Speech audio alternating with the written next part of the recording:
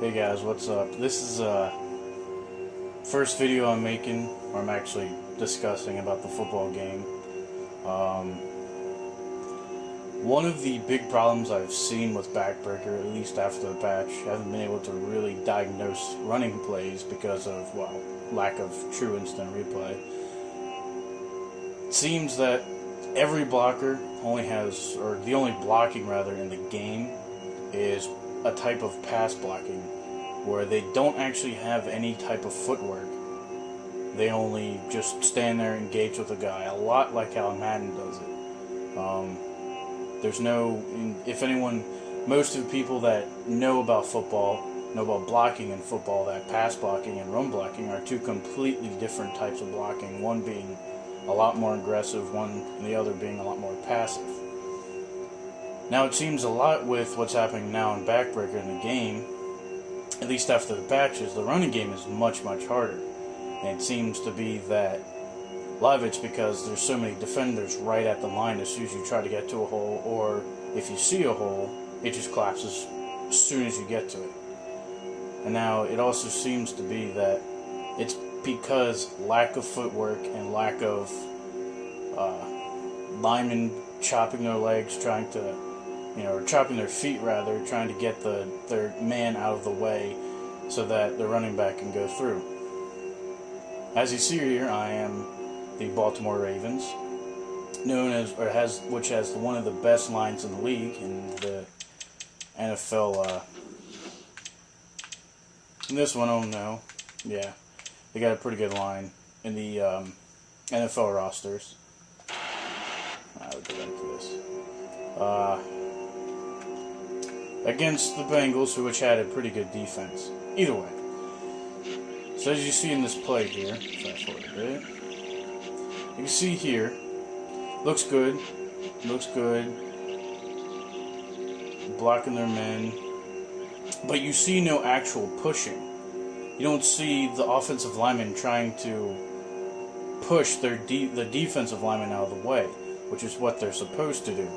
Now, offensive tackles, especially if it's something up the gut, that's not necessarily the biggest thing, but the inside linemen, the guards and centers, they have to at least get their guy a yard or two back to let the running back go through.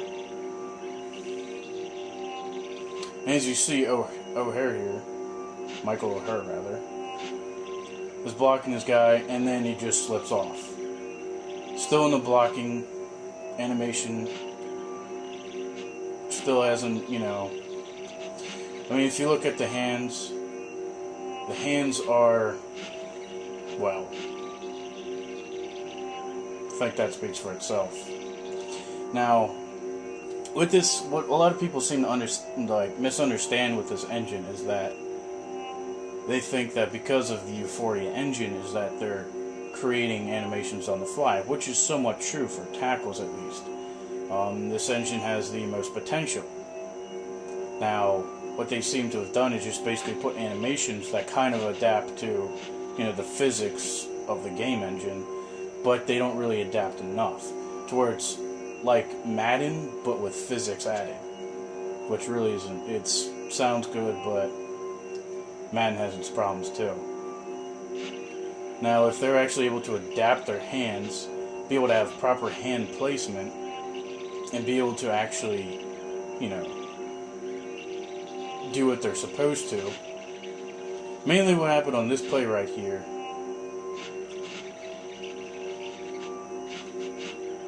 what should have happened is Grubbs should have shaded off of, most likely, the defensive tackle, or rather defensive end.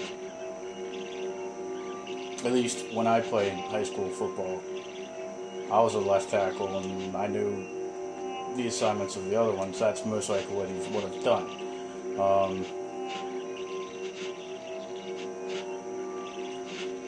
If I wouldn't have been hit, if O'Hare would have kept his man there, most likely I wouldn't be able to have at least gotten another 2 yards or so. But as it stands, this was only a 2-yard gain.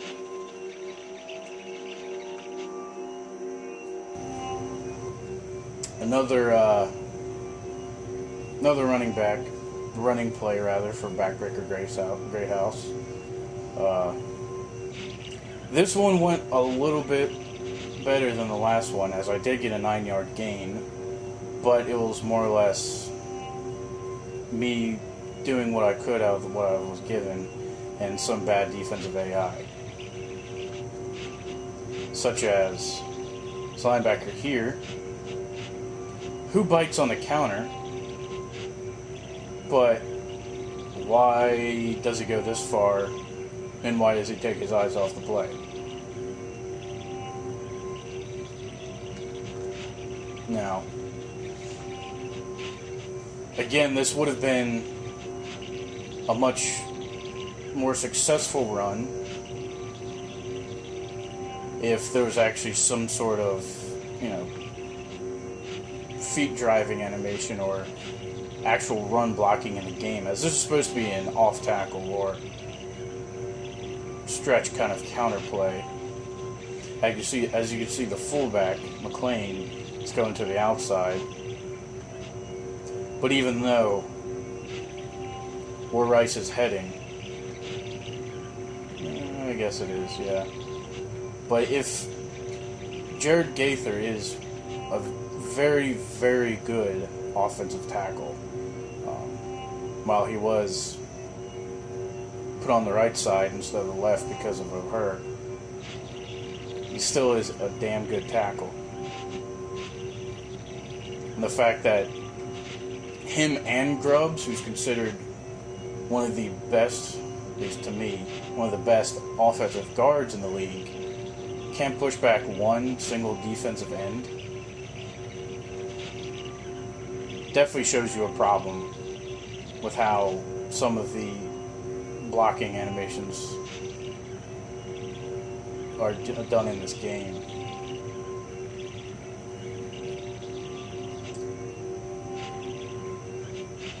Now, one problem I have had with Backbreaker is that while I do like the feeling of agility as you're running the ball, I don't like the fact that a juke is basically just a hop 3 yards to 2 yards to the left or right.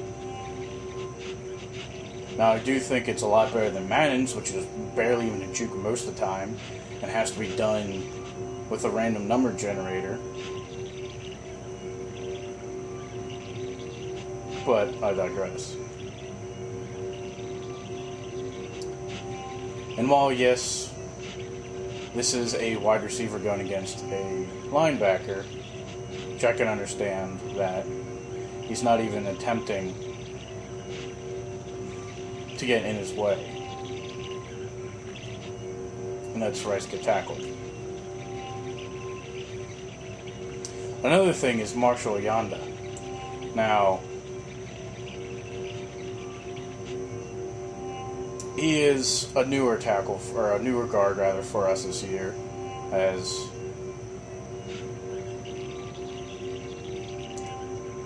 you see, I do like how he starts double teaming the defensive end, but then shades off to go to the next level and pick up a linebacker. Only problem is position, because of the physics, position matters so much to this game, yet all he does is try just engaging him and doesn't even try to get in front of him.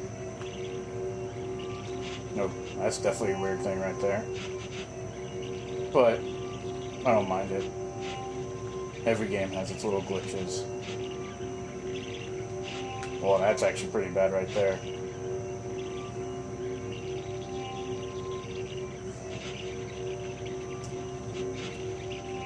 But as a first-year game, the first ever game, and the fact that how much, to me, this is probably the biggest patch I've ever seen in terms of game-changing, because pre-patch and post-patch are two fairly different games. One being it's very hard to pass in and fairly easy to run in. The other one very easy to pass in, very hard to run in. And just the fact, the amount of dedication and community support I've seen from Natural Motion gives me hope from what they could do for Backbreaker 2.